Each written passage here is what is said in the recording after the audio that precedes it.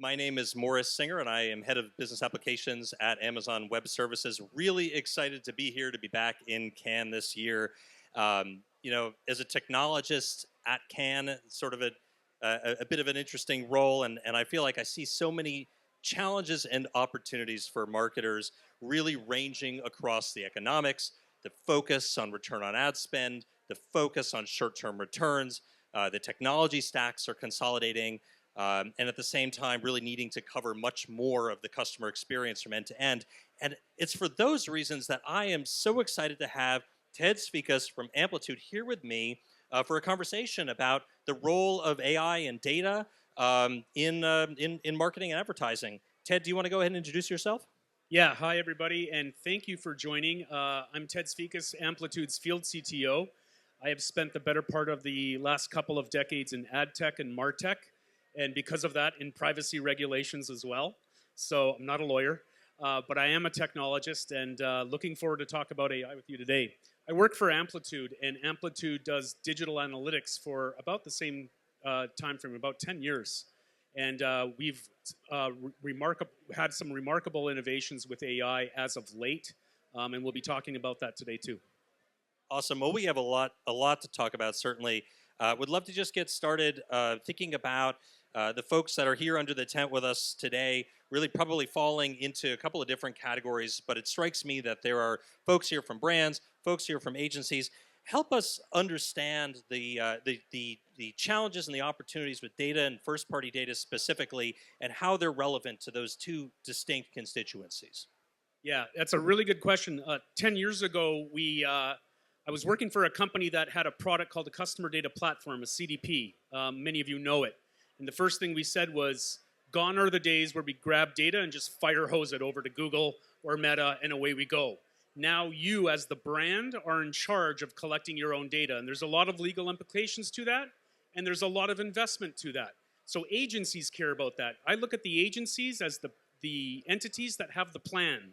They're the ones with the use cases and have the directives for the brands to do so.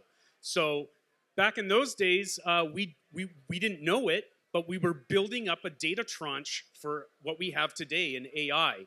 And if you hadn't started that data collection back then, you're scrambling right now. So a lot of the technologies that you'll hear about today are technologies about first-party data coming together quickly and allowing you to push that out to the multi-channel, and away we go. Just like we just heard a few minutes ago.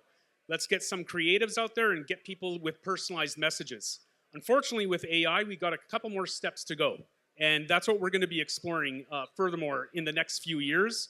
Taking that data and really activating it, making sure it's fit for use, takes a little bit more thought. And if you want to use AI, both brands and agencies are going to have to make sure that data is governed, secure, and actually consistent across all of those silos. Fantastic. So you really talk about the need for getting your data house in order to be ready for AI. And I know if you walk up and down the cross site, you'll hear a lot about third-party data, advertising. You're really here to talk about first-party data. Help us understand or remember why that's still so critical, or even more critical than ever in today's world. Yeah, I take a look at the journey I personally had in configuring a lot of marketing campaigns for a lot of different brands, big and small.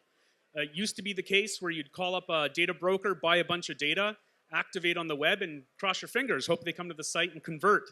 With first-party data, it's the opposite. Your data tranche isn't that big. It's only the data that comes to your website. It's small, but it's far more precise. And AI works on precision. It doesn't work on vagaries. So first-party data is the way to go, but there's nothing wrong with using third-party data to, collaborate with, to bring into your first-party data tranche if you find a match. So having said that, I've seen the data brokers change. They're no longer allowed to get anonymous data and just pile it into a brand. Everything has to have consent nowadays with the GDPR, with the CCPA. These are the privacy laws that every region in the world has. So they've evolved, and they did that a while ago. They're ready for AI. To get AI working with first-party data, you have to do the boring stuff first. You have to do your homework. You have to make sure you have a data layer that's virtual, that's actually fit for use from the moment it's collected. You make your decision what data comes into your brand, your walls, prior to it entering, prior to you paying for it. So it's a good thing. It was a good exercise that we moved to first-party data. And so we've gone from the days of big data to small data, but more precision. That's great. And, as a technologist, I've been telling folks for, I don't know, a decade and a half, build data lakes, organize the data, get your data in order. Why now? How is now different for brands? Well, I mean, now that we've rushed into this new age of AI, everybody and their dog wants AI in their brand. You'll hear your leaders in your company say, do something with AI, make more money for the company, save more money. And so people go hog wild with this. They start getting the data and they start running pilots. Guess what? These pilots are never-ending pilots. They're not working. We just did something at Amplitude at my company where we introduced agentic AI. The difference being there is we're not just scanning something like ChatGPT and informing marketers. These AI bots actually do things. They actually execute. They look at data, they make a decision, and they move it somewhere so your advertising can take place. That's new, that's different, and that's not cheap. You have to do your homework. You have to have your data ready. You have to consistently train the AI, and you have to give it time to learn. And so I like to say it's not a tech issue. Lots of companies are doing this. Lots of awesome AI is out there. But there's also a lot of hype. We've heard about this because a lot of brands are rushing out saying, we just did AI. You probably didn't. You probably did some form of automation. AI, true AI, is when it does the work of human beings that wouldn't be able to do it otherwise. Think about your marketing campaigns. When you go on Amazon.com and you're ready to buy a pair of jeans, Amazon knows that. They look at your data and say, this guy's ready. Let's keep advertising to him. Sounds good, right? When AI does it, they've got about 3 seconds to react. You can hire as many people as you like. None of them will be able to react that quickly. This is not a human task. So we found a good way to put AI to use. We're making it an automated fashion approach to getting personalized message out in the moment when the conversion is ready. If your use case doesn't match anything like that, you're not ready to use AI, and you shouldn't use AI. You should just use traditional automation. But when you stumble upon a problem that no matter how many cooks you throw in that kitchen is not going to be solved, start looking at AI and start thinking about how much it'll cost and what the cost-benefit analysis is. That's what this comes down to. So with our AI agentic technology, we can do that. And a lot of these technologies can do that. But the data has to be ready. It has to be fit for use. And if it isn't, don't buy anything yet. Clean up your data warehouse first. I think that's really interesting, Ted, and it strikes me you must have quite a bit of exposure to customers that are both doing this well and not. What are some of the common themes that you're seeing across customers that really are in appropriate shape to leverage their first-party data for AI? What are some themes you're seeing? What does that look like? The first sign that I see that a brand is ready for AI is they have their data house in order. We've all heard the term single customer view, customer 360. It drives us nuts when you hear that. It's actually real. This is a very difficult thing to do. But the technologies in place today, such as AWS, Snowflake, Databricks, Azure, you name it, everybody's got a data cloud, and the purpose of those things is to automate that single customer view quickly and rapidly, not 2 weeks later, not 16 spreadsheets later, not 3 meetings later, now, while I'm on the site in real time. That's the technology we have in place. That's been solved. The next step after that, we have to comply with privacy regulations. The sign that I see that brands aren't ready is when their value exchange, to be quite frank with you, is really boring. I just arrived in France, and I have banner fatigue. Every website I go to, a banner comes up, a banner comes up, a banner comes up, and they're all boring. This is your chance to engage. You're asking someone for a lot of revenue with that simple banner. They have a choice to make, and they're not going to just click accept all. I have 3 daughters. They don't accept all. They're millennials. They're Gen Z. They say no most of the time. They don't want to be known. Why? Because they find those banners boring. So the second sign that I see is your banner's boring. That's a value exchange, and you should look at it as monetization. So that's the big things that I see. Yeah, that's interesting, and you're really touching on a couple of related points, really talking about engaging younger demographics, You and I were chatting earlier about responsible AI and ethics, really being grounded in things like relevance, trust, authenticity. Um, Share with me a little bit more about what you were talking about privately around how those elements come to play and how you use first-party data around that. Yeah, there's to me, it's a famous article. It's by McKinsey. It's called the Zero Consumer. And if you Google that, you'll learn what McKinsey looks at this generation of people coming up and becoming consumers today. They have zero loyalty. They have zero trust. Right? There's zero in the middle. They either go all out and buy luxury brands that they should not be buying. I look at some of the stuff that my daughters have on their wrists. I'm like, where'd you get the money for that? Right? And then they go on the other end. They buy something super cheap. And so brands that are selling something in the middle, they're starting to see the impact of that. They're starting to specialize, and they're starting to appeal to this next generation. That's the zero consumer. And you don't have a lot of time with them. You have to take action immediately. And again, this goes back to my point. The trust of the consumer that you're going to take that data and be its steward and manage it correctly means a lot to them. How many of you have been in a pub watching a hockey game, because we all like hockey, I'm Canadian, and somebody says, the thing that we were just talking about came up on Facebook, it's on my wall. You know, that happens all the time. We don't trust that brand. Okay, that's a little too fast, right? So it's like there's things that you can get and learn about consumers, but you have to have a deliberate approach to your marketing campaign. This is where the human touch comes in. That'll never go away. But what will start to happen is we'll start to be able to react in real time as appropriate with the campaigns that our agency has pinpointed for us in our digital marketing strategy. So here's the other thing, and I tell this to my dad, who's never touched a computer in his life. He goes, the robots are taking over. I go, Dad, they're not taking over. They're coming into a world that we have never been in. And in order to move at light speed, we need those AI agents running. So I'm not afraid of these agents. I'm afraid that the humans aren't ready to take control of them. A totally different thing. But if we learn how to interact with AI, we learn how it applies to marketing, to ad tech, we can become 10 times more efficient, and we'll continue to grow because there'll be so many campaigns that we'll be able to run. It will be breathtaking for us. So you're really talking about leveraging agents to really drive the customer experience. And it strikes me that you're going to need a lot of data to validate that that agents acting autonomous. Well, first of all, let me back up. Like, what do you mean by agents? Let's start there. So what is an agent? What isn't an agent? We've all heard of this. We're like, it's like a chatbot. It is. That's the first permutation of it. It's able to engage with the customer in real time through some means, either in the background or through some form factor. That's number one, but there's three. After that, there has to be a data layer, a virtual data layer that it's learning from. AI isn't about in the moment and then it forgets. You've all been on ChatGPT. The reason it's better than Google is you ask it one question and then you start asking other questions and it remembers the first one. That's AI. It's remembering in context. The third thing about the agent that's new, that ChatGPT or Perplexity or Gemini won't do for you, is it has access to tools. It has access to application programming interfaces, APIs.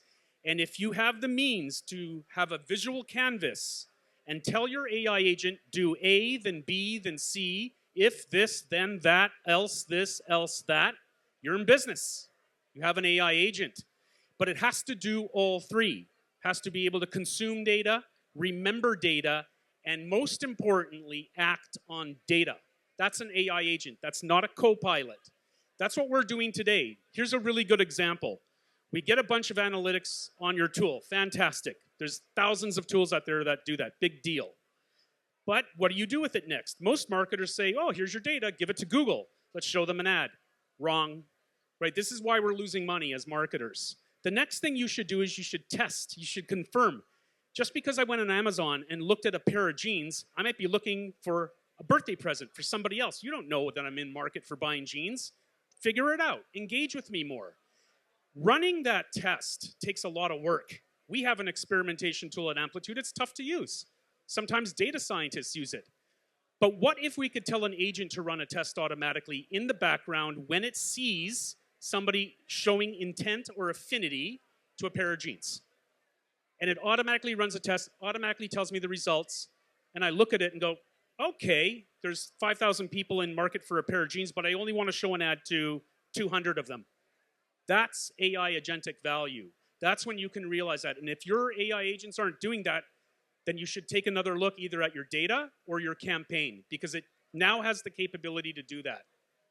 Great. So then we have a lot of non-technologists in under the tent as well. So for them, like, can you paint a picture of customers that you see that are actually using agents in production to engage with customers, and what does that look like?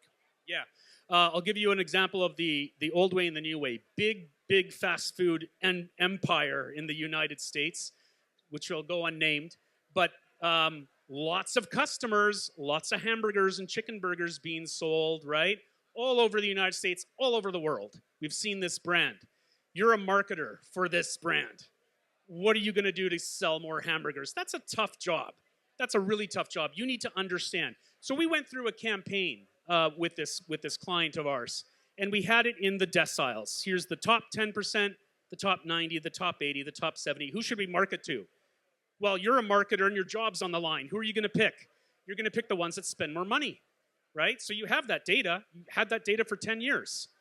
But the AI agents that you have in place are just pushing it over to Google, and ROAS is not going up. In fact, sometimes it's going down. What's the problem? Right? There's no experimentation being done. Had this brand looked at the top decile, the people in the United States that buy the most chicken burgers and hamburgers, they would have realized that the reason that they are the most high-spending cohort in their databases is because they buy 6,000 hamburgers for a birthday, a baptism, a funeral, an anniversary. They're seasonal, right? And the AI doesn't know that. The AI just sees money, and it started to react. You have to test. And the test should say something like, I'm not just interested in the M, the monetization. I'm interested in RFM, recency, frequency, monetization. AI has to look at all three. When was the last time you bought a burger? How often do you buy a burger? How much do you spend on burgers? Right? RFM is the way to go. And when you incorporate a data layer that has evidence of RFM, your AI makes better decisions and makes it happen in seconds. When you don't, all you're doing is quickly making the same mistakes that you used to. Yeah, so you're really painting a picture here around systems that bring human beings out from being the glue between disparate systems and disparate data sources. But that's got to be a tough pitch for a business user or creative user to make an investment in putting these systems together. That's really paying down tech debt. So how do you position that for someone that's not necessarily connected with the technology? I mean, I've been working in software vendors with vendors for the last 25 years. So I'm an old guy, and I've seen a lot of tech, and I've sold a lot of tech, and I'm tired of selling all this tech. To your point, tech debt is a great word for it. It is debt. We used to sell a customer data platform. We'd shake hands. Like, congratulations, thank you for being a customer. And they'd say, okay, what audience should I build? What should my marketing campaign look like? And I'd be like, I don't know. I'm just the vendor. You have to stop buying so much technology. Use what you have in place. There's a new movement out called the composable CDP. It's when you use a data cloud like AWS, Azure, Snowflake, Databricks. The warehouse people are the best people to unify data, to query data, to keep it fit for use, to secure it. Leverage that. Don't ignore that. Turn your applications into a composition. Be composable with what you do. Buy technologies that do one or two things really well. Analytics, testing, identity management. I don't know, simple things like personalization on the website. You should be able to drag and drop every one of these technologies onto your new data cloud or old data cloud at will. If you can't do that, you're in vendor lock-in, right? If you don't do that and you decide to spend big money with these massive stacks, it's great technology. Adobe, Google, Oracle. I love that stuff. It's expensive, but they have everything you need. But you're making a deal for 5 or 6 years, right? Something else comes out there that you want to jump all over, your budget's spent. So I'm a big proponent of composable architectures. You as a marketer should be able to say, I like this tool. I want this tool. I want to trial it for 3 months. If it works, let's keep it. Why isn't that the case? It's not because people aren't willing to do it. I know a lot of people who work in the basement for the data warehouse. They love technology. They want technology, but the company's already spent their budget. Stay nimble, stay current, and be composable with your choices in technology, and you will, as they say, future-proof yourself. Composability is an interesting word here because I feel like one of the things that it's saying is how do you create a system that allows you to kind of stick your toe in the pool, see how the water feels, try something. Maybe that's not where you want to go swimming. Maybe you want to try something else. What are one or two tangible, concrete steps for marketers, someone who's in a line of business, to get started or to get moving or to embark on this sort of transformation that you're describing? Have a use case, number one, and have measurement, number two. Please don't buy technology if you're not ready to measure the outcome. Your CFO will hate you, and so will your CMO, right? Everything's got to be measured, and everything can be measured today. I just did a marketing campaign myself. It was very easy to do. I had my first-party data. I put it on a wonderful platform called The Trade Desk. If you haven't heard of The Trade Desk, come talk to me. I love these guys. Once my data went on there, I found a couple of lookalike audiences, digital twins, so to speak, that did the same thing that my people are doing. My ROAS went up. I reached people that I had no idea were out there. That was a use case, and the use cases are pretty straightforward. Cart abandonment for retailers, number one. Suppression or retargeting, brother and sister use case. Who are you going to suppress? Who are you going to target? Based on criteria forming in an automated fashion. The minute that I stop looking at jeans for 3 days, out I go. I'm no longer in the audience. And that needs to happen in real time, or else the brand wastes money. So those three use cases should be where you start. Those are the fundamentals of marketing campaign. And then it's upsell, then it's cross-sell. And that's when we get to do fun things like go on Amazon DSP and start showing our ads there for retailers, or going on the Trade Desk, going on some of these new retail media networks. You don't always have to go to Google, and you don't always have to go to Meta. For the first time in over a decade, last year, Google and Meta, as a total sum of all marketing budgets, dipped below 50%. That's from eMarketer. There's a reason for that. Brands are finding that ads and engagement are more effective on retail media networks like Walmart or Uber, you name it, all over Europe. We have so many of them, hundreds of retail media networks, Klarna in Sweden, where you as a brand can pay to have your product at the top of the list from a very popular website. Don't knock it. These retail media networks are turning in ROAS that rivals that of Google and rivals that of Meta. Yeah, I mean, I think one of the things you're pointing at is how much more important context has become once again. Can you talk a little bit about what you're seeing there? Yeah, I mean, context is like the bane of AI right now. What can AI not do? Doesn't have emotion, right? Doesn't have gut instinct. Doesn't understand the past. Doesn't understand the friendships that we may have with this CEO that might lead to a better deal if I'm a B2B marketer. Doesn't get any of that. Is completely data-driven. So you need to balance the quantitative analysis that AI will help you with, the data-driven stuff, with the qualitative analysis of the human, right? The human has to see the evidence, not just read it in a log file or be given to it from an AI agent. And so combining quantitative with qualitative is something that I'm very passionate about. I think there should always be guardrails on automation, if it's AI or not. Should always have a guardrail, and the only way to do that is to inspect and to measure.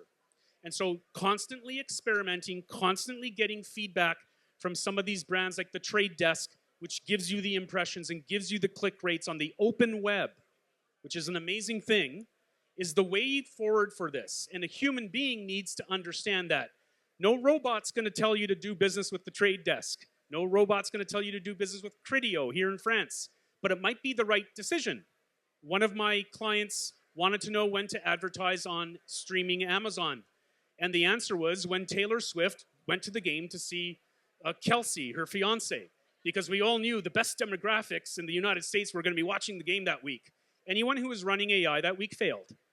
The humans won that week because they knew they were making a bet that Taylor Swift would bring in more, and she nailed it. Biggest crowd all year, except for the Super Bowl, of course.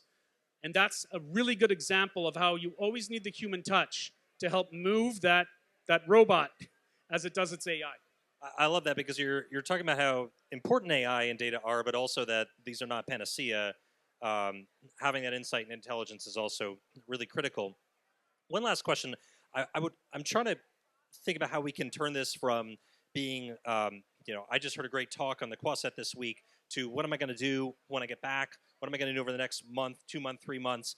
Any advice for the folks in the audience for how to get started in this kind of transformation that you're describing? Yeah, I think Sam Altman said it. A quote from Sam Altman was, "Stop trying to compete with us. Stop trying to compete with OpenAI. We've built the foundation. We've told the AI how to think, how to interact. Build applications," he said, on top of it. We're at that stage now. It's not hype. All you need to do now is buy a foundation and pick. AWS has them, OpenAI has them, Anthropic has them. Don't re-engineer this. And I think we're all pretty cool with that. But it's time to buy the applications that use that. We did it ourselves. It took us a year after doing business, after researching. It doesn't take long. Once you have that application in mind, run the use case, measure it, prove the value, and buy more. Don't stop.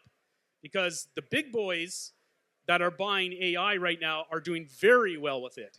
And so your competition's moving ahead even if you're not. There's a little bit of fear there for you, but it's true. Stop trying to engineer your way out of this and start buying applications on top of these existing foundational models. They're ready for use. We have a foundation template that we're using that interprets imagery as well as text to inform our agents, and we didn't have to build a darn thing to get that. We bought it, and it's worth every penny. So get ready. That's a composable approach to AI. It's ready for use. The biggest thing you have to do right now as a marketing team is sit down and state your goals, state the question, form your hypothesis, and get busy. The fun stuff's about to begin. Fantastic. Well, I think we're going to have to leave it there. So thank you, Ted. Really appreciate the time today. I'd like to ask for help from the audience. Please thank Ted one more time. Thank you so much. Enjoy Con.